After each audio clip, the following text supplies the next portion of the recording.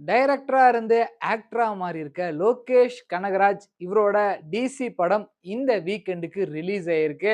ஆக்சுவலா நெறைய பேரு படம் ரிலீஸ் ஆகறதுக்கு முன்னாடி, எதுக்கு இந்த படத்துக்கு டிசின்னு பேரு வச்சாங்க அப்படின்னு பயங்கரமா கன்ஃப்யூஷன்ல இருந்திருப்பாங்க. இந்த படம் பார்த்தா அது ஏன் அப்படின்றது உங்களுக்கு நல்லாவே தெரிஞ்சிரும். லோகேஷ் கனகராஜ் இந்த படத்துல தேவதாஸ் அப்படின்ற கேரக்டர்ல நடிச்சிருக்காரு.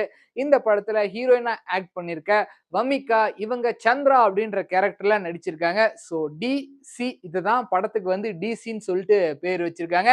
இந்த படத்த டைரக்டர் அருண் மாதேஸ்வரன் டைரக்ட் பண்ணியிருக்காரு. ஆஸ் யூசுவல் இவரோட ஃபிலிம்ஸ்லாம் எந்த ஸ்டைல்ல இருக்குமோ, அதே ஸ்டைல், அதே மேக்கிங், அதே பேட்டர்ன ஃபாலோ பண்ணி தான் இந்த டிசி படத்தையுமே டைரக்ட் பண்ணியிருக்காரு. இதுல அவர் எடுத்துக்கிட்ட கான்செப்ட்ட ரொம்ப அழகாவே எக்ஸிக்யூட் பண்ணியிருக்காரு. ஸ்கிரீன் பிளே பயங்கரமா வொர்க் அவுட் பண்ணியிருக்காரு. அதுல ஸ்டண்ட் சீக்வென்ஸ இம்ப்ளிமெண்ட் பண்ணி தியேட்டர்ல பயங்கரமா எக்ஸிகியூஷன் பண்ணியிருக்காருன்னே சொல்லலாம். இந்த படத்தோட ஸ்டோரி என்ன அப்படின்னு பார்த்தீங்கன்னா, ஒரு ஒன் லைன்ல தேவதாஸ், பார்வதி, சந்திரா இவங்க 3 பேருக்குள்ள நடக்கிற ஒரு கான்செப்ட். அது மட்டும் இல்லாம படத்தோட ஓப்பனிங்ல லோகேஷ் கனகராஜ் அண்ட் கேங் வந்து பார்த்தீங்கன்னா, போலீஸ்க்கு சப்ளை ஆகுற கன்ஸ வந்து பார்த்தீங்கன்னா, ராபரி பண்ணிடுறாங்க.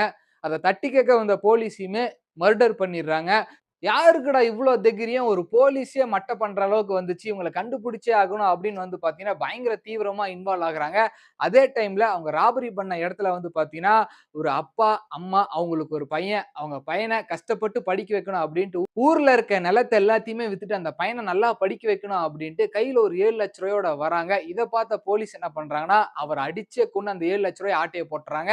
இந்த விஷயம் படத்தோட ஹீரோவான தேவதாஸ்க்கு தெரிய வருதுங்க. அவர் என்ன பண்றாருன்னா, நம்பளால தான் இவங்க பாதிக்கப்பட்டிருக்காங்க. அவங்களுக்கு நம்ம ஹெல்ப் பண்ணியே ஆகணும். அந்த பையன நல்லா படிக்க வைக்கணும் அப்படின்ற ஒரு மோட்டிவ்ல தான் இந்த படத்தோட ஸ்டோரி ஆரம்பிக்குது. இதுல சஞ்சனா வந்து பார்த்தீங்கன்னா, பார்வதி அப்படின்ற கேரக்டர்ல நடிச்சிருக்காங்க.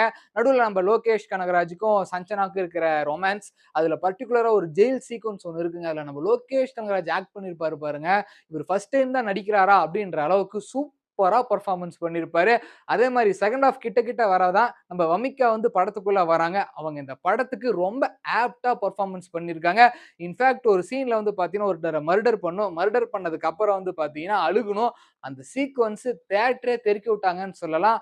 ஃபைனலி ஹீரோவா அறிமுகம் ஆயிருக்க லோகேஷ் கனகராஜ் அவருக்கோசரமே இந்த படத்த அருண் மாதேஸ்வரன் டைரக்ட் பண்ண மாரி ரொம்ப ஆப்ட்டா அவருக்கு செட் ஆயிருக்குங்க.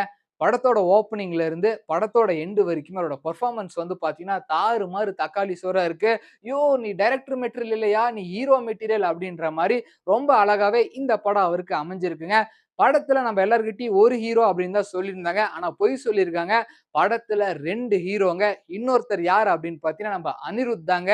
அனிருத் எராவா இல்ல வேற ஒருத்தரோட எராவா அப்படின்னு போட்டி போட்டுட்டு இருக்கப்ப, அந்த சீனே இங்க கிடையாது. நான் தான்டா இங்க கில்லி அப்படின்ற மாரி அனிருத் இந்த படத்துக்கு வெஸ்டர்ன், ஃபோக்கு, கிளாசிக், கர்நாடிக்ன்னு எல்லா மியூசிக்குமே கலந்து மிக்ஸ் பண்ணி தெறிக்க விட்டுருக்காருங்க.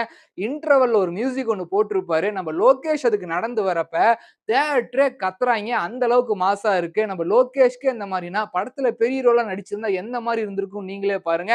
அண்ட் தென் செகண்ட் ஹால்ஃப்ல ஒரு கல்யாண வீட்ல ஒரு ஃபைட் சீக்வென்ஸ் நடக்குங்க. அங்க இருக்க ஆர்கெஸ்ட்ராவ வச்சு ஒரு மியூசிக் ஒண்ணு போட்டிருப்பாருங்க. "கொக்காளி வேற மாரி இருக்குடா. நீ தான்டா" அப்படின்ற மாரி தெறிக்க விட்டுருக்காரு அனிருத்து. இசைக்காக இந்த கதை அமைஞ்சுச்சா? இல்ல இந்த கதைக்காக இசை அமைஞ்சுச்சா? அப்படின்லாம் தெரியல. ஆனா மொத்தத்துல ரொம்ப சூப்பராவே வந்திருக்கு. அண்ட் தென் இந்த படத்துல வந்து பார்த்தீங்கன்னா, ரத்தம் சும்மா தெறி தெறின்னு தெறிக்குது எல்லா ஃபைட் சீக்வென்ஸ்லயுமே. படத்துல ரத்த சீன் கிடையாதுங்க. ரத்த சீன்ல தான் படமே இருக்குன்ற மாரி அந்த அளவுக்கு வந்து ஃபைட் சீக்வென்ஸ மேக் பண்ணியிருக்காங்க. பிசி ஸ்டன்ட்ஸ் ரொம்ப அழகாவே இருந்தது. அண்ட் தென் சினிமாட்டோகிராஃபி முகேஷ் படத்த ரொம்ப அழகா காமிச்சிருக்காரு. ஃபைட் சீக்வென்ஸ ரொம்ப சூப்பரா ஷூட் பண்ணியிருக்காரு. ஒரு டெட் பாடிய கூட அழகா காமிச்சிருக்காருன்னா பார்த்துக்கோங்களேன். Editor G K. பிரசன்னா படத்த ரொம்ப ஷார்ப்பா எடிட் பண்ணியிருக்காரு. ஏன் அப்படின்னு பார்த்தீங்கன்னா, இந்த படம் வந்து ஒரு டாக்குமெண்ட்ரி ஸ்டைல்ல தான் இருக்கும். அத ஷார்ப்பா கட் பண்ணா பார்க்குற ஆடியன்ஸ்க்கு எங்கேஜிங்கா இருக்கணும் அப்படின்றதுக்காக ரொம்ப சூப்பராவே எடிட் பண்ணி முடிச்சிருக்காரு. மொத்தத்துல இந்த டிசி படத்த தியேட்டர்ல பார்க்கலாமா? வேணாமா? அப்படின்னு கேட்டீங்கன்னா, கட்டாயம் போய் பார்க்கலாம். ஆல்ரெடி இந்த படம் வந்து பார்த்தீங்கன்னா, ஒரு 18+, 18க்கு மேல இருக்கவங்க தான் போய் பார்க்க முடியும். இந்த படத்துல சொல்ல வர எமோஷன் உங்களுக்கு கனெக்ட் ஆச்சு அப்படின்னா, இந்த படம் உங்களுக்கு ரொம்பவே பிடிக்கும். கனெக்ட் ஆகல, எனக்கு ஸ்டண்ட் சீக்வென்ஸ்லாம் பிடிக்கும் அப்படின்னா, அப்பயுமே இந்த படம் உங்களுக்கு பிடிக்கும். இந்த படத்த நீங்க ஆல்ரெடி பார்த்திருந்தீங்க அப்படின்னா, 5க்கு எவ்வளோ ரேட்டிங் தருவீங்க அப்படின்றத இந்த வீடியோ கீழ கமெண்ட் பண்ணிருங்க. இதே மாரி நெறைய வீடியோஸ் பார்க்கணுமா நம்ம பேஜ ஃபாலோ பண்ணிருங்க. பட்டா